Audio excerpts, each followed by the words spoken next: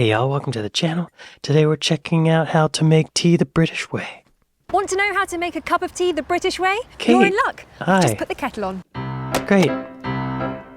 In the previous episode of Anglophenia, we shared some of the moments in history that made tea an integral part of British culture. Now, I'm not saying that Americans don't love tea. You do, just not as we Brits know it. For starters, 85% of tea enjoyed in America is iced. In Britain, however, we need something a little warmer and sweet stronger as to hell get us through those cloudy, rainy, blustery, and generally grey days. So join me as I show you how to make a proper cup of tea the British way. Great, Kate. This sounds wonderful. I've always wanted to know how to boil water and put a tea bag in a cup and let it steep for 2 to 5 minutes and then maybe add milk and sugar. But please tell me how to brew tea. Are you doing okay, Kate? How's your mom? How's your dog? Is your husband still living at home? Oh. How to make the perfect cuppa. Brits take making a cup of tea pretty seriously. So much so that George Orwell even wrote an essay on how to make the perfect cuppa. Recent research says that in order to make the perfect cup of tea, you should use freshly boiled water. Oh, use freshly boiled water. What else would you use? Kate, no, I'm processing this. I didn't mean that as you're stupid. But, you know, if George Orwell has an essay about how to make tea, maybe we should read that. Here are my own 11 rules, every one of which I regard as golden. Oh, y'all, this is George Orwell. It's like a message from the past. Technically, all messages are messages from the past, aren't they? First of all, one should use Indian or tea. Chinese tea has virtues which are not to be despised nowadays. It is economical, and one can drink it without milk, but there's not much stimulation in it. One does not feel wiser, braver, or more optimistic after drinking it.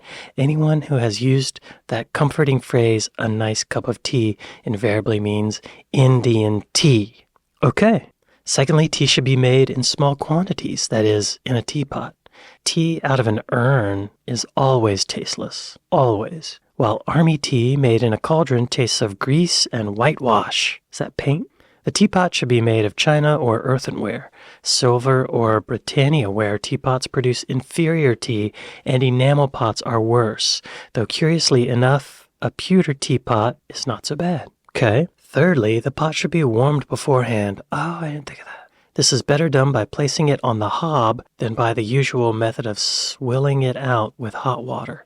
What is a hob? Is it like a stovetop? A flat metal shelf at the side or back of a fireplace. Oh, when did he write this? Fourthly, the tea should be strong. For a pot holding a quart, if you are going to fill it nearly to the brim, 6 heaped teaspoons would be about right. In a time of rationing, this is not an idea that can be realized on every day of the week, but I maintain that 1 strong cup of tea is better than 20 weak ones. I feel that way about coffee, y'all. Absolutely.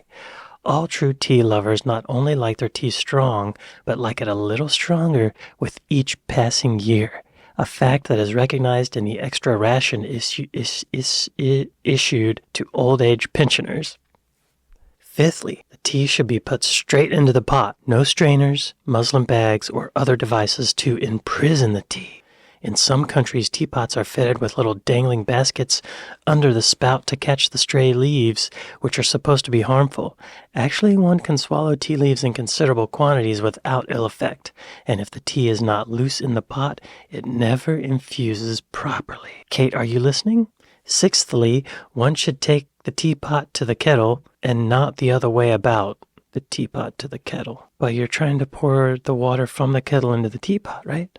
The water should be actually boiling at the moment of impact, which means that one should keep it on the flame while one pours. How do you do that? Some people add that one should only use water that has been freshly brought to the boil, but I've never noticed that it makes any difference. So he says the water should be actually boiling at the moment of impact, but then later in the same bullet he says you should only use water that has been freshly brought to the boil, but I've never noticed that it makes any difference. Seventhly, after making the tea, one should stir it, or better, give the pot a good shake, afterwards allowing the leaves to settle. Eighthly, one should drink out of a good breakfast cup, that is, the cylindrical type of cup, not the flat, shallow type. You mean like this? Cylindrical mug with my logo on it that's available for purchase? The breakfast cup holds more, and with the other kind, one's tea is always half cold before one has well started on it. You don't want your tea to get cold before you've well started on it. Use a cylindrical mug. Flat sides. Heat maintained. Ninthly, one should pour the cream off the milk before using it for tea. Milk that is too creamy always gives tea a sickly taste. Pour the cream off the milk? Oh, maybe he means like that skin that can form on the top of cream or milk when you leave it out too long. Maybe that's what he means. Tenthly, one should pour tea into the cup first. This is one of the most controversial points of all. Indeed, in every family in Britain, there are probably two schools of thought on the subject. The milk first school can bring forward some fairly strong arguments, but I maintain that my own argument is unanswerable. This is that by putting the tea in first and stirring as one pours, one can exactly regulate the amount of milk, whereas one is liable to put in too much milk if one does it the other way around. That's a great point, George Orwell. Are you listening, Kate? Lastly, tea, unless one is drinking it in the Russian style, should be drunk without sugar. I know very well that I am in the minority here, but still, how can you call yourself a true tea lover if you destroy the flavor of your tea by putting sugar in it? It would be equally reasonable to put pepper or salt in your tea. Tea is meant to be bitter, just as beer is meant to be bitter. If you sweeten it, you're no longer tasting the tea. You're merely tasting the sugar. You could make a very similar drink by dissolving sugar in plain hot water. George, sweet iced tea is delicious. So, step off. Some people would answer that they don't like tea in itself, that they only drink it in order to be warmed and stimulated, and they need sugar to take the taste away.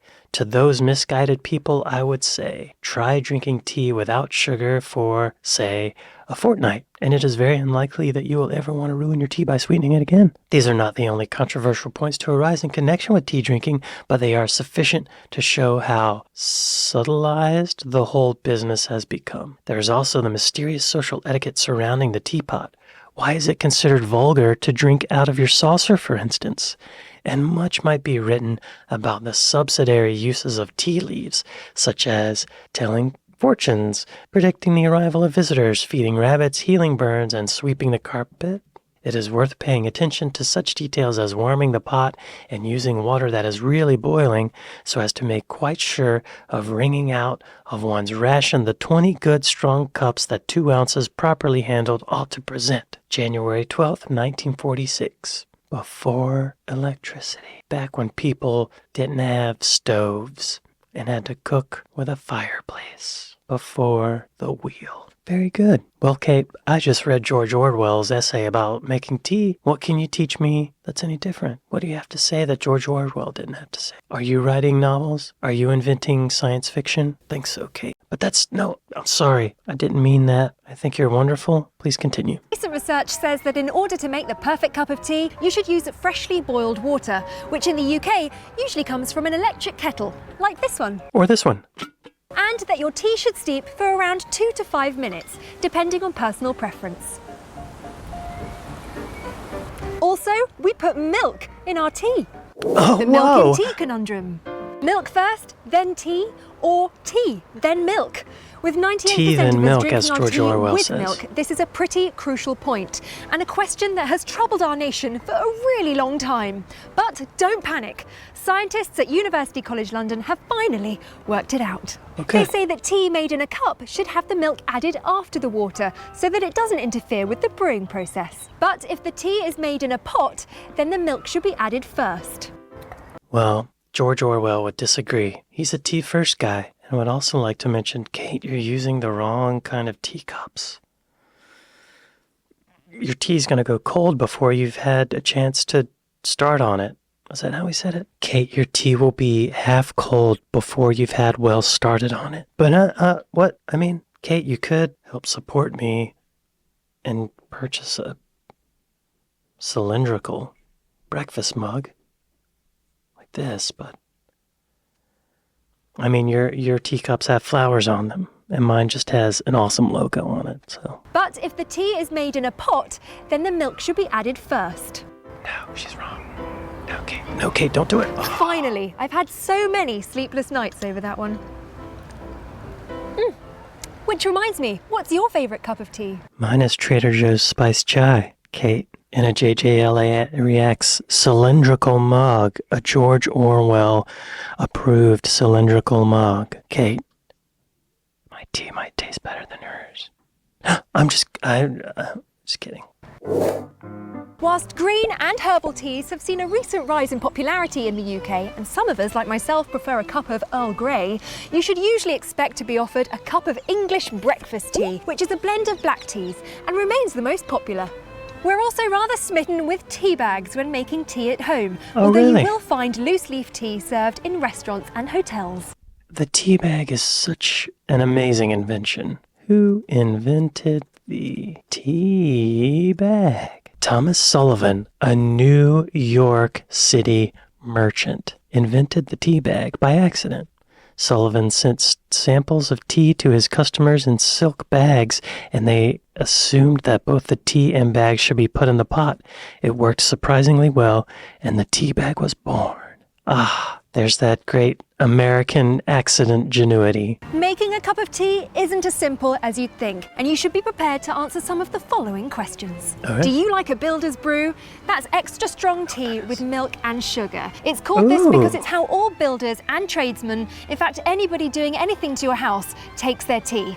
Maybe don't offer one to the burglar though. I think that was a joke. I think builder's tea sounds great, like a dessert. But they need all that extra calories to be digging in the pipes. Builder's tea sounds great. Maybe you're a white without kind of chap, meaning milk but no sugar. Do you prefer your tea loose leaf or in a tea bag? Kate, I'm going to support my American brethren and use a tea bag. And I already told you I liked spiced chai tea, which is a black tea with extra crap in it. Dunking. Dunking Donuts. is the art of dipping a biscuit, which is what we call a less sweet cookie, like this one, into your tea. Recent research has found that the best dunking biscuit is a rich tea biscuit, and that the chocolate ones are even better. Personally, I love a digestive biscuit. And yes, despite the off-putting name, these are actually really rather delicious and brilliant for dunking. That is so good. Look at all these other treats you have. You got some macarons, you got some cupcakes, scones. Wow, Kate, and you're by yourself. You gonna eat all that? Or are you gonna waste it and throw it in the garbage? That's an FU to all the unhoused people in Britain, Kate. They could be using those calories to keep their bodies going. And you're just gonna let flies poop on it and, well, anyway, I picked up some biscuits. I got these. They're Scottish ginger biscuits. This is the only thing in the store that actually said the word biscuit on it that was not Southeast American biscuit. Let's try one. Here it goes, y'all. I'm dunking. Biscuit in the tea. This better blow my mind, Kate. Oh.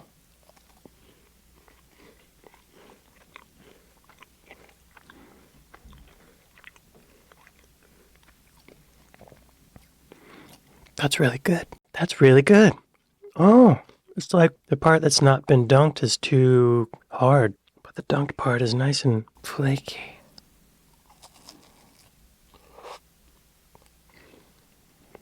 Oh, this is good. Wow, Walker's Stem Ginger Biscuits. It goes really well with the chai tea. Is there ginger in chai tea? It tastes gingery. Bet that's what it is. Wow, y'all, I didn't expect this to be so good. Y'all, I'm having tea. I'm doing it. I'm into this. I could do this every day at 4 o'clock. Yeah. Whoa. There's little bits in the tea.